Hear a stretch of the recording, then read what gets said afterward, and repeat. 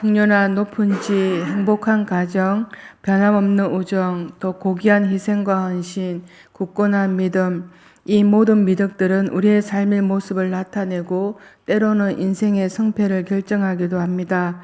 그렇게 추구하는 가정 속에 우리가 쉽게 놓쳐버리고 마는 사소한 것들 속에 중요한 것이 있다면 우리의 인생이 마치 굴곡이 있지만 산을 오르는 것과도 같기 때문입니다. 정상에 오르기까지 우리는 늘 어려움과 고통 가운데 있습니다. 그리고 가장 어려운 일은 그 꼭대기에 올라갔을 때 다시 내려오는 일들을 우리가 삶을 통해 겪게 된다는 것입니다. 캐나다 스티브 탐험가는 인생을 사막에 비유했는데 등산은 정상에는 분명한 목표가 있지만 사막에는 정해진 길이 없다는 것입니다. 사막에서 우리가 어디로 향할지 확신하지 못한 채 그저 대충 방향을 스스로 정해서 갈 길을 찾아내야 하는 것입니다. 그래서 인생은 사막을 걷는 것과 같은데 한 걸음 한 걸음 불확실한 가운데 우리는 방향을 찾아가는 인생이 아닐까 합니다. 우리의 삶이 아직도 되어가는 가정 속에 있기에 늘 우리가 아쉬움이 남기 마련입니다. 인간의 행복과 불행은 결코 물질의 많음과 적음에 있는 것이 아니라 사람이 사람답게 살아갈 때 진정한 삶을 만난다라고 우리는 누구나 느끼게 됩니다. 노력 없이 얻어지는 것이 없고 사람의 가장 어리석음이 노력 없이 뭔가를 얻고자 할 때 확연히 드러난다는 것을 우리는 잘 알고 있습니다. 거짓 선지자들은 구약시대나 신약시대나 계속 존재하고 있는데 마태복음 24장 24절에 보면 표적과 기사를 보여 할 수만 있으면 택하신 자들을 미혹게 하리라고 말씀합니다. 겉으로는 선한 양처럼 유장하고 있으나 속은 이래와 같고 탐욕과 거짓으로 가득 찬 그들의 자신들의 모습을 감추고 기회가 있다면 수십간의 양을 잡아가는 일처럼 자신을 유장하고 있는데 그러한 자를 주님은 상가라고 성경은 말씀합니다. 혼잡한 이 시대를 살아가는 우리에게 우리의 믿음 생활에 꼭 필요한 것이 있다면 분별하는 지혜가 아닐까 합니다. 22절 말씀에 그날 즉 종말의 심판날에 주께 예면당한 거짓 신앙인들이 어떠한 자들인지를 경고하는 내용입니다. 성경 한 구절에 표현이 3번이나 반복되는 것은 예수님의 이름을 악용하는 자들이 많을 것이라는 사실을 암시적으로 보여줍니다. 고대 사회에서 왕의 이름으로 명령하면 그 명령하는 것을 왕이 직접 명령하는 것과 같기 때문에 효력을 지닌 것으로 간주되었습니다. 그래서 따라서 예수의 이름은 무엇보다도 그 예수의 이름을 빌려서 행하는 것이므로 모든 영광을 예수께 돌려야 마땅했습니다. 그러나 본문의 거짓 추종자들은 사랑을 비롯한 말씀에 대한 실천 없이 예수의 이름만 빌려서 기인한 일을 행하고 그 영광을 자신이 가로챈 사꾼 목자와 같은 자들이었습니다.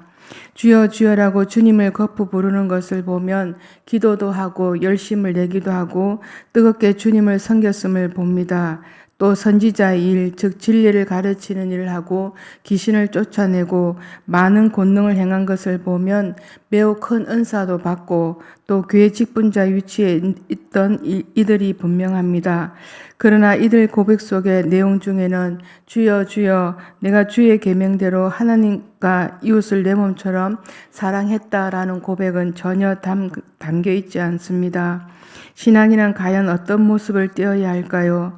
얼마든지 우리의 자신을 드러내는 환경이지만 결코 자신을 드러내지 않고 오히려 자신을 지탱해 준 하나님의 은혜를 기억하는 것이 우리의 신앙생활이 되어야 합니다.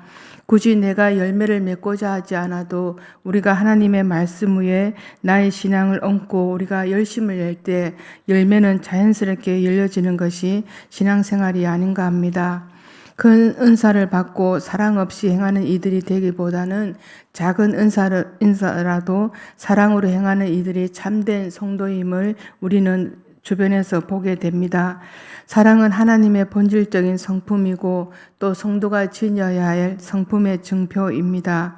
주님은 아무리 위대한 일을 많이 한 교회라도 처음 사랑을 잊어버린 교회라면 패해버리겠다고 계시록 2장에 경고하고 있습니다. 사랑을 잃은 성도가 바로 맛을 잃은 소금이요 꺼진 등불이라는 사실입니다. 성령의 9가지 열매, 이 모든 것들이 우리의 심령을 통해서 이루어지고 있는데 우리 안에 진정 품고 있어야 할 것이 무엇이고 우리가 비워내야 할 것이 무엇인가를 우리는 날마다 알아가야 합니다. 우리는 흔히 성령의 은혜 안에 성령 안에서 살아간다고들 우리는 느끼고 말들을 합니다. 과연 그렇게 살아가고 있다면 우리가 성경의 용어로 자주 쓰이는 이 한대라는 말에 담긴 뜻이 우리의 삶 가운데서 보여져야 합니다. 이 한대라는 말이 우선 풍기는 인상은 부드럽고 또 친절하고 부담 없는 교제의 자리, 또 온화한 대화, 편안한 분위기를 자아내는 내용입니다. 하나님 앞에 나라는 사람이 어떠한 사람이었는지, 어떠한 은혜를 받고 살아가고 살고 있는지 우리 이 한대의 모습에서 통해 알 수 있게 됩니다. 하나님께서 지금껏 은혜 주시고 하나님의 긍휼하심 속에 내가 살고 있음을 깨달을 때, 그 고마운 마음을 간직할 때 우리는 이 자연스러운 모습에서 한대의 모습을 지닐 수 있을 것입니다. 종교는 다르지만 고 이태석 신부님을 우리는 잘 아실 것입니다. 교회 오는 길에도 그분의 흔적들을 곳곳에 남겨놓은 것을 보게 됩니다. 그는 자신의 인생을 선교사로 아프리카 수단에서 진심으로 현지인들에게 봉사하고 또 그분들의 꿈과 희망, 소외되고 아픈 자들을 아낌없이 품고 사랑한 분으로 돌본 분입니다. 그가 베풀었던 사랑 속에 남겨진 이야기들은 그가 떠난 지 오랜 시간이 지나도 여전히 계속되고 있음을 보게 됩니다. 원래 사람들은 서로 가깝게 해주고 편안히 넘치는 공동체를 이루기 위해서 생겨난 많은 공간들이 서로 사랑하고 서로 아끼는 공간이 되어야 함에도 불구하고 정신적인 또 전투장으로 전락하는 경우가 많이 있는 것을 보게 됩니다. 공동체는 서로를 향한 한대라는 마음이 없으면 건강한 공동체가 형성되지 못합니다. 교회는 누구나 들어올 때 편안함과 친근함이 우리에게 있어야 합니다. 낯설음과 어색함이 있으면 성도로서 정착하기가 쉽지는 않습니다. 따뜻하게 누군가가 다가왔을 때 각자가 아닌 서로 함께라고 느껴지고 따뜻하게 한다는 마음 속에 하나님의 사랑을 느끼게 됩니다. 신앙생활을 통해 열매를 내가 살아내지 않으면 그냥 이루어지는 것이 결코 아닙니다. 가시나무에서 포도를 또는 은근기에서 무화과를 따낼 수 없습니다. 좋은 나무가 나쁜 열매를 맺을 수 없고 못된 나무가 아름다운 열매를 결코 맺을 수 없습니다. 21절 말씀에 나더러 주여 주여 하는 자마다 다 천국에 들어가는 것이 아니요 다만 하늘에 계신 내 아버지의 뜻대로 행하는 자가 들어가리라 라고 우리에게 말씀합니다. 예수님의 사역을 시작한 지 얼마 되지 않았음에도 불구하고 그분을 따르는 사람들이 적지 않았음을 보여주는 증거이기도 합니다. 하지만 예수님은 주님이라고 부르는 것만으로 천국 백성이 결코 되지 않는다고 분명하게 말씀해 주고 있습니다. 심지어 예언하고 축사하고 여러 가지 놀라운 일을 일으켜도 천국 백성이 아닐 수 있다고 성경은 말씀합니다. 진정한 천국 백성은 자신의 뜻대로가 아닌 예수님의 뜻과 같이 또 순종하고 믿음으로 또 삶을 통하여 보여주는 것이 진정한 또 천국 백성의 모습인 것을 말씀합니다. 하늘에 계신 내 아버지의 뜻이 우리에게 무엇일까요? 하나님의 뜻을 따라 사는 사람들은 가끔 자신의 삶의 형태를 바꿔야 할 때가 있습니다. 행복한 신기를 쫓던 삶, 또 세상에서 누렸던 삶에서 벗어나서 또 하늘에 계신 아버지의 뜻을 향해서 우리의 삶의 방향을 바꿀 때가 있습니다.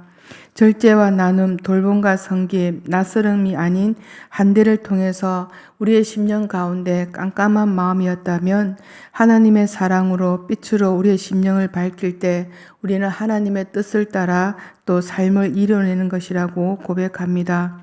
삶이 얽혀 풀리지 않고 뭔가 심령으로 채워지잖아 갈등이 일어나고 또 사막에 홀로 있는 것 같은 텅 빈 마음이 찾아올 때 우리는 가끔 읊조리는 고백이 있습니다. 저 또한 그럴 때마다 나는 전능하사 천지를 만드신 하나님 아버지를 믿는다는 신앙 고백과 주기도문을 가끔 읊조리게 됩니다.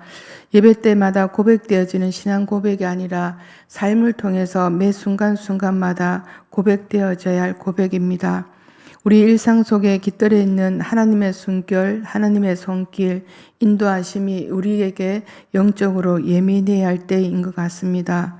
내가 믿는 믿음으로 인하여 하나님 아버지의 뜻을 우리 삶 가운데 이루고 계시는데 우리는 오늘도 하나님을 내가 믿나이다 라고 고백하였습니다. 고백되는 믿음 따라 하나님의 뜻을 지금도 우리 모두의 삶 가운데서 하나님은 이루어주고 계십니다. 그 고백을 받아주시는 하나님 아버지는 우리가 이 땅에 사는 동안 흔들림 없는 믿음 위에 굳게 서기를 바라고 계시는데 우리 모두가 드려지는 고백 속에 오늘도 아멘으로 하답하는 삶이 되기를 기원드립니다. 24절 말씀에 그러므로 누구든지 나의 이 말을 듣고 행하는 자는 그 집을 반석에 지은 지혜로운 사람 같다라고 말씀해 주고 있습니다. 우리가 읽은 24절과 27절까지 산상수훈의 결론이기도 합니다. 예수님은 누구든지 주님의 가르쳐 주신 교훈과 진리를 듣고 행하는 이가 그 인생을 집을 견고한 반석 위에 지은 지혜로운 사람이라고 말씀해 주고 있습니다. 우리의 신앙도 마찬가지입니다. 신앙의 기초는 주님의 말씀을 의지적으로 또 순종하고 실천하는 것이 튼튼한 기초가 되어줍니다. 하나님에 대한 지식은 신앙의 집의 뼈대와 같고 찬송과 감사의 고백은 신앙의 집의 장식물과도 같습니다. 그러므로 하나님께 대한 지식도 찬송도 다 중요하고 감사도 중요합니다. 그럼에도 불구하고 더 중요한 것이 있다면 바로 우리의 순종이 아닌가 합니다. 순종 없고 실천 없는 신앙은 아무리 지식이 많고 은사가 많이 받았어도 한란과 풍파가 다가올 때 곧 무너져 내리는 부실한 집과 같은 헛된 신앙이 되어버립니다.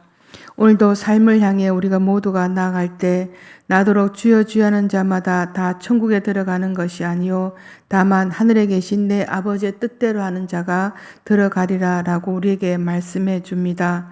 누구든지 나의 이 말을 듣고 행하는 자는 그 집을 반석에 지은 지혜로운 사람 같다라고 우리에게 말씀해 줍니다. 하나님의 뜻이 나에게 주어질 때 믿음으로 순종하며 살아내는 우리의 신앙이 하나님의 말씀 위에 반석에 든든히 세워져 가기를 우리 모두가 바라고 계실 것입니다. 오늘도 우리는 삶을 향해서 나아갈 때 우리의 믿음이 흔들리고 때론 어려운 일을 당할 때가 많이 있습니다. 그럴 때마다 하나님의 뜻이 나에게 무엇이었는가를 우리가 다시 한번 되새기고 하나님의 뜻을 또 내 심령 가운데 다시 한번 되새기고 믿음 위에 든든히 세워져가는 저와 여러분이 되시기를 간절히 축원드립니다. 기도드리겠습니다.